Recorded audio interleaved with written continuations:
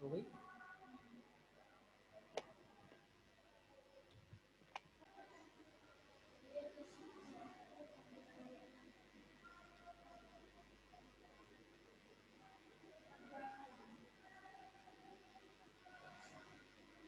आपको पता होना चाहिए ये आपकी चौथी यूनिट चल रही है, एक यूनिट और बचेगी।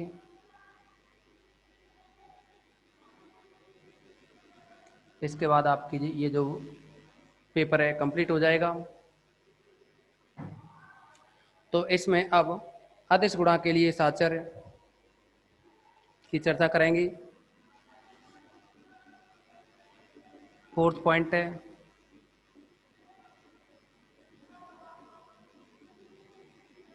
अदिश गुणा के लिए साचर्य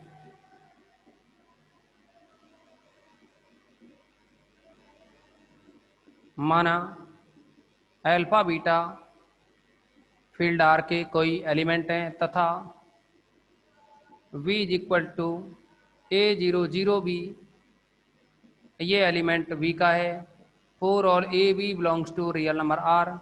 अब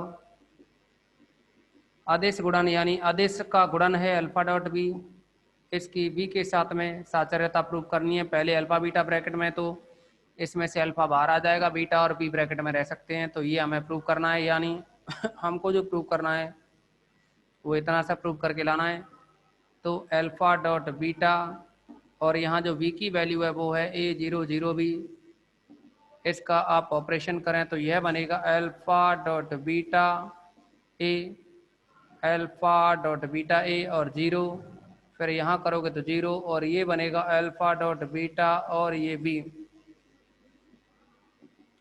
इसको भी आप लिख सकते हो alpha beta A, zero zero alpha को बाहर करके बीटा बी, क्योंकि ए और अल्फा बीटा है वो भी फील्ड आर के एलिमेंट हैं और ए और बी हैं वो भी रियल नंबर के हैं। वैसे आप ये कह सकते हो जो फील्ड है ना आर वो एक सेट ऑफ रियल नंबर है, और यहाँ जो एलिमेंट है ए और बी वो भी रियल नंबर के एलिमेंट है। तो इसका मतलब रियल नंबर के जो एलिमेंट्स होते हैं वो तो एसोसिएटिव होते हैं, यानी उनमें साचर्य नियम का पालन होता है, इसीलिए हमने अल्फा को बाहर कर दिया।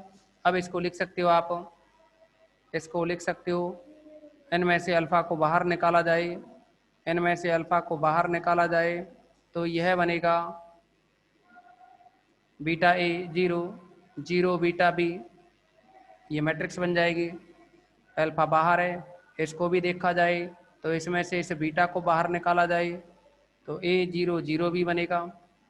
तो इसको हम लिख सकते हैं अतः अल्फा बीटा बी, अतः alpha beta v is equal to, आप देखेंगे अल्फा बाहर है बीटा लेकिन अंदर है, ये अल्फा बाहर बीटा है वो ब्रैकेट के अंदर है, साथ में A00B को आप स्मॉल b लिख सकते हैं, तो इसको स्मॉल b डाल देंगे, इतना बन गया। तो इसका मतलब आदिश गुणन के लिए जो v है वो साचर्य की कंडीशन को सेटिस्फाई करता है। तो लिखा जा सकता है इसे अतः v में अदिश गुणा सहचारी है, अतः v में अदिश गुणन सहचारी है।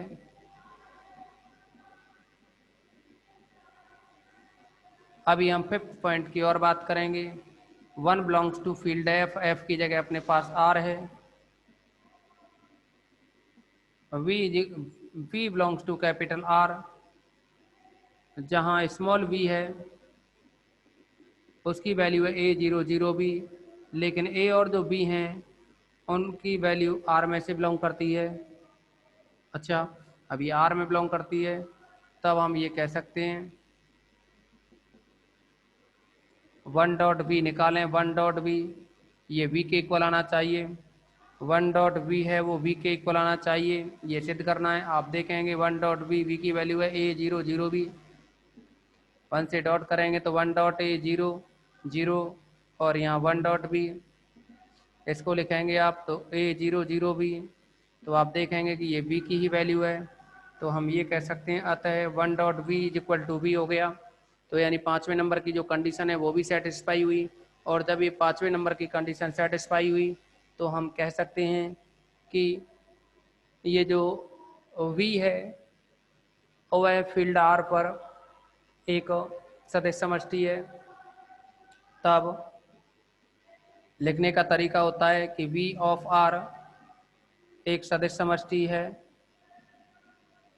एक सदिश समष्टि होगी। यही प्रूव करना था इस क्वेश्चन में।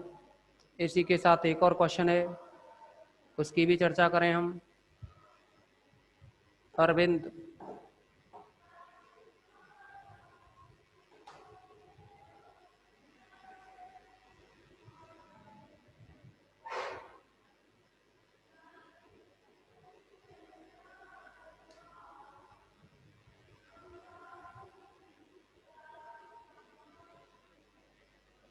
अब देखेंगे ये क्वेश्चन यहाँ कंप्लीट हुआ। इसी के साथ इसमें एक और क्वेश्चन है, सेकंड नंबर का एग्जाम्पल है, उसको समझोगे आप। जैसा कि आपको बताया था कि क्वेश्चन थोड़े लेंथी हैं, लेकिन ऐसा कोई कठिन नहीं है, सब सरल हैं।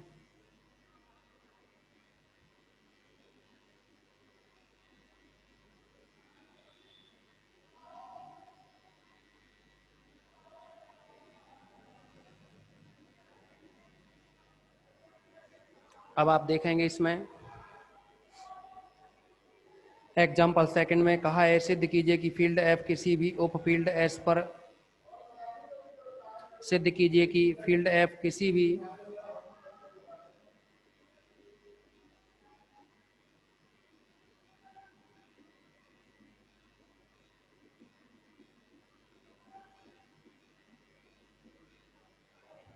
इसमें कहा है सिद्ध कीजिए कि फील्ड एफ किसी भी एफ के उप फील्ड एस पर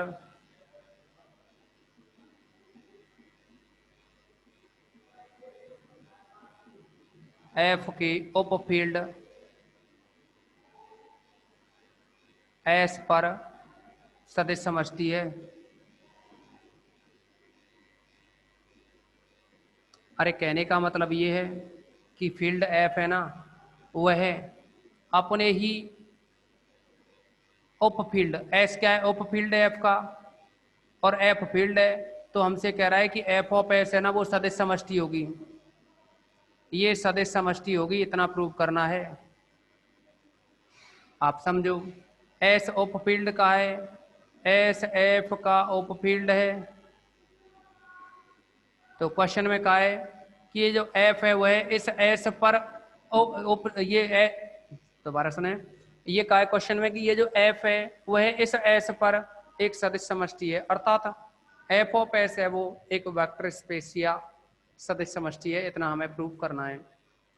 तो जैसे कि आप समझेंगे, पहले एफ की जगह वी हुआ करता था और एस की जगह, पिछले क्वेश्चन में एस की जगह आर था फील्ड, लेकिन जब डेफिनेशन दी है वहां हमने कहा है वी की जगह वी, आर की जगह एफ था। लेकिन अब देखिए वी की जगह तो क्या है अपने पास एफ है, और एफ की जगह क्या एस है।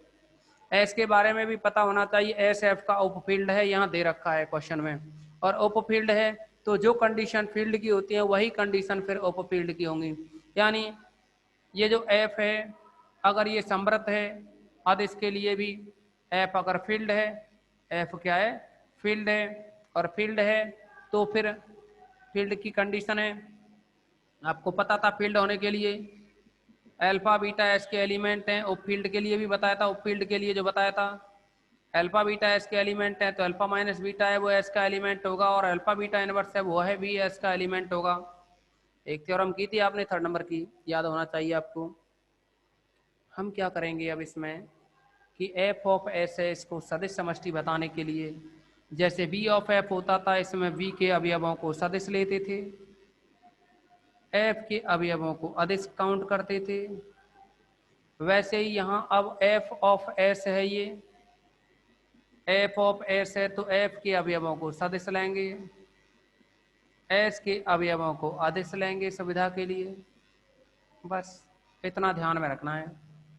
कुछ कंडीशन है और भी, जैसे कि हम आदेश गुणन और आदेश गुणन के लिए और योग के लिए समृद्ध तो लिख ही देंगे, क्योंकि एस पे ये जो फील्ड है ना एफ, एफ क्या है फील्ड है, फील्ड है तो योग के लिए समृद्ध और गुणन के लिए समृद्ध, इन कंडीशनों को तो सेटिस्फाई करेगा ही। क्योंकि जो एलिमेंट एस में होंगे वही एफ में होंगे, तो ज़्यादा दिमाग लगाने की जरूरत तो है नहीं, क्योंकि एस के ही एलिमेंट एफ में होंगे, जैसा कि कहा है एस सबसेट ऑफ एफ है। तो इसको हम कह सकते हैं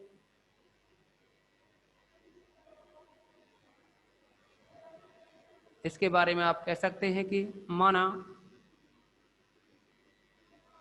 कोशिश करेंगे ये इसी समय कंप्लीट हो जाए, कोई पॉइंट ना रहे, अभी 14 मिनट हैं आपके। माना एफ प्लस डॉट एक क्षेत्र है तथा एस एफ का एक उपक्षेत्र है,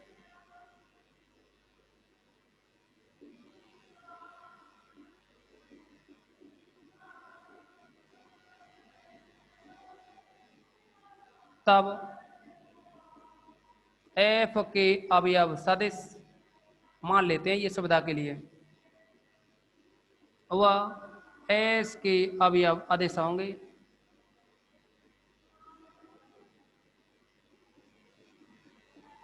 और हमें जो सिद्ध करना है,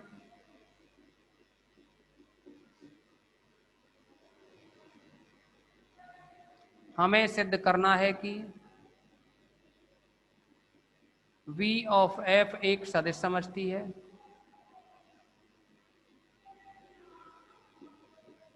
V ऑफ F नहीं, F ऑफ S, अब B ऑफ F की जगह F ऑफ S है, सदिश समष्टि है। इतना सिद्ध करना है। सबसे पहले योग और गुणन के लिए समृद्धता की चर्चा करें, तो हम ये कह सकते हैं कि S सबसेट ऑफ F है, यानी एस एफ का उपफील्ड है। तो फिर एफ जो है, यानी एफ के अंदर जो गुणन संक्रिया होगी वही एस के अंदर होगी, इसके बारे में कह सकते हैं। और एफ के अंदर जो योग संक्रिया वही एस के अंदर होगी, क्योंकि एस सबसेट ऑफ एफ तथा एफ क्षेत्र है, तब एफ की संक्रिया, एफ की योग व गुणन संक्रिया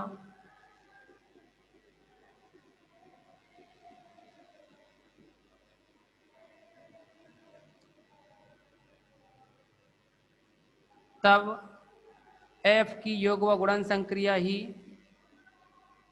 एस में होंगी, ऐसा हमने आपको बताया था स्टार्टिंग में।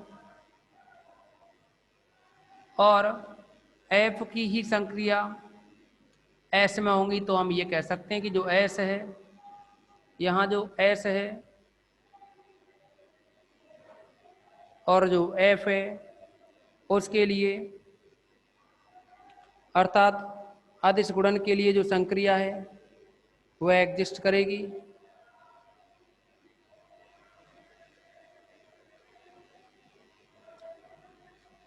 तब एस अदिश गुणन के लिए, या ये कहते हैं एफ अदिश गुणन के लिए समृद्ध होगा, इसके लिए कह सकते हैं हम। तब एफ अदिश गुणन के लिए समृद्ध होगा,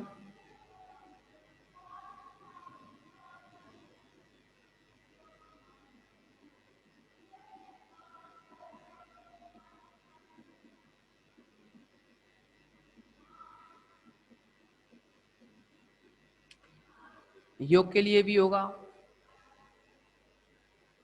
अर्थात ऐसे भी लिख सकते हो, अल्फा एस का एलिमेंट है और वी है वो फील्ड एफ का एलिमेंट है, क्योंकि फील्ड एफ के एलिमेंट को सदिश माना है, एस है उसको स्केलर माना है, एस के जो एलिमेंट होंगे उनको स्केलर यानी अदिश, तो फिर जो अल्फा इंटू वी होगा वो फील्ड एफ में होगा। तो ये तो गया समृद्ध। अब हम इसको सबसे पहले आबेली सिद्ध करेंगे, एफ को आबेली सिद्ध करेंगे, आबेली ग्रुप पहला पॉइंट है। देखिए एफ फील्ड है, एफ प्लस आबेली बताना है ना, आबेली ग्रुप। इसे बताने के लिए आप बहुत सारे पॉइंट्स जानते हो, वो कैसे, एफ है वो फील्ड है, फील्ड है तो ग्रुप तो होता ही होता है, एफ है वह फील्ड है, क्योंकि फील्ड होने के लिए योग के लिए आबेली ग्रुप होना चाहिए, ये कंडीशन होती है। तो हम कह सकते हैं इसमें चूंकि एफ फील्ड है,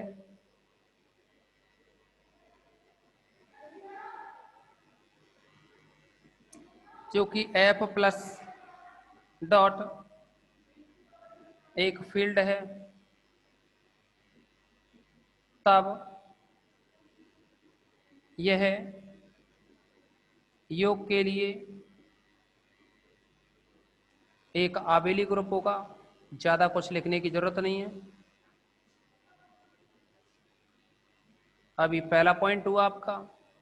फिर यहां हम अदिश गुणन के लिए बंटनता की चर्चा करेंगे। तो अदिश गुणन के लिए बंटनता की बात करें,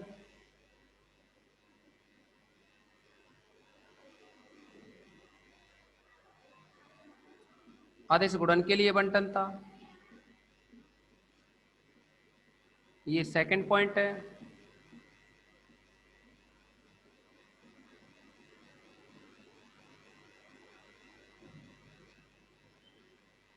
अदिश गुणन के लिए बंटनता की अगर चर्चा करोगे तो कोई दो सदिश लेने होंगे और एक अदिश लेना होगा।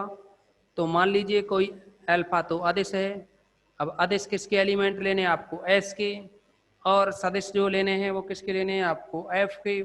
तो इसके लिए लेके चलोगे, माना कोई अल्फा एस का एलिमेंट है तथा जो सदिश हैं v1 v2 वो एफ के एलिमेंट हैं। तब अल्फा का v1 प्लस v2 के साथ में ऑपरेशन करें, देखेंगे आप ये दोनों सदिश हैं। तो फिर alpha dot v1 plus alpha dot v2 exist करेगा, क्योंकि v1 v2 फील्ड एफ के एलिमेंट है और एस है, ये जो अल्फा है वो एस का एलिमेंट है। तो फिर अल्फा एस का है और एस सबसेट एफ है, क्योंकि एस किसका एलिमेंट, एस किसका सेट सबसेट है? एफ का। तो अल्फा एस में लेंगे तो अल्फा फिर एफ में भी बिलोंग करेगा ना, अल्फा एफ में भी बिलोंग करेगा। तो इस आधार पर आप कह सकते हो, इस आधार पर आप कह सकते हो कि अदिश गुणन के लिए बंटनता का पालन हो रहा है एफ में। अतः एफ अदिश गुणन के लिए बंटन है।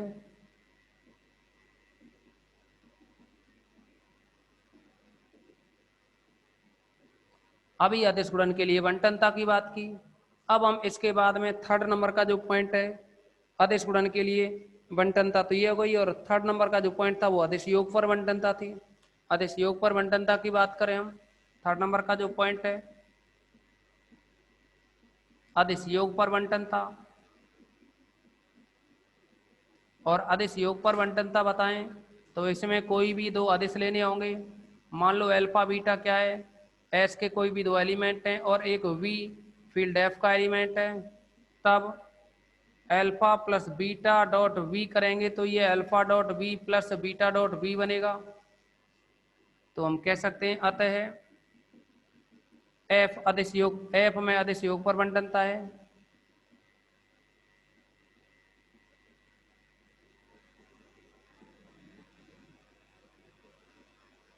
अभी एक और दो पॉइंट और हैं अभी, उनमें से अदिश गुणन के लिए बंटनता की चर्चा करें।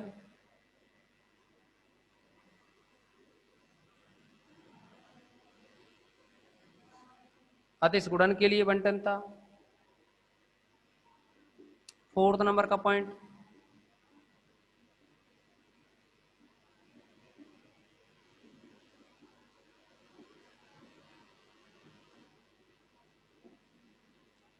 कोई भी दो स्केलर लें, alpha beta belongs to S तथा वी बिलोंग्स टू एफ। तब alpha dot beta dot V, इसको अल्फा को बाहर लिख करके बीटा डॉट वी लिख सकते हैं। अतः एफ अदिश गुणन के लिए बंटन है।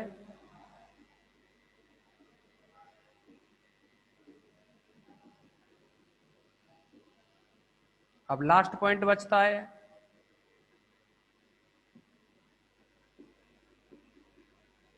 जो कि 1 dot V is equal to V आता है, तब हम लिख सकते हैं एफ ऑफ एस एक सदिश समष्टि है। आप इसका स्क्रीनशॉट लेंगे।